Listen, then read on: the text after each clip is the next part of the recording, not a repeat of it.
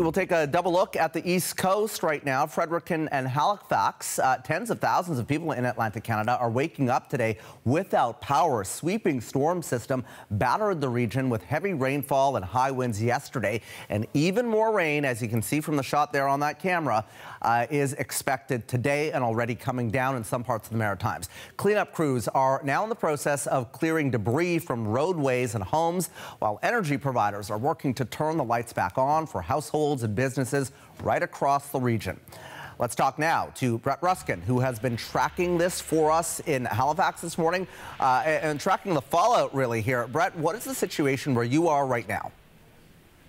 Travis, another band of rain passing through right now, making for another wet morning. It was certainly a windy morning yesterday and throughout the day yesterday, all across the Maritimes. That caused major issues in terms of the power grid. So we are seeing right now 105,000 customers in New Brunswick without electricity. That represents about 1/4 of the overall total number of electricity customers in that province. So 1 out of every 4 New Brunswickers waking up this morning in the dark. And so here in Nova Scotia, we're seeing around 55,000 customers still without electricity. So that's a bit of a drop from previous hours, with crews working to make those restorations. Over on Prince Edward Island, though, we're up a little bit to around 1,100 customers without power, but that's out of a total of around 87,000 customers. So overall, New Brunswick hardest hit, it seems, from this storm in terms of number of outages and percentage of the province without electricity, with folks still waiting for that power to come back on.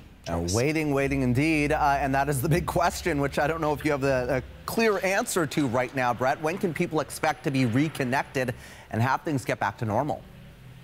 I wish I had better news or clearer news. We are seeing not much certainty, at least, from officials in terms of when power might be restored. That's probably because many of the listings, the kind of information that we have to explain the outages, say that they can't provide an accurate estimate until they make an on-the-ground assessment to see exactly what the cause of the outage is. You can have, a whole line of row of houses, a neighborhood of homes, but you don't know exactly which branch it is that's causing the outage, which tree that might be down. And so folks are going to have to wait. We saw lots of waiting last week with that same storm, a very similar storm that hit again on Monday. And people in the Kennebecasis Valley, for example, in New Brunswick, had to wait between Monday and Thursday for their power to be back on. So hopefully it's not that same 4-day wait for power to be restored, with some places more so in Nova Scotia than New Brunswick, having their power already back on, but it is a waiting game for much of the Maritimes this morning. Yeah, hopefully it is not 4 days. Brett Ruskin tracking it all for us in Halifax. We will check in again. Thanks, Brett.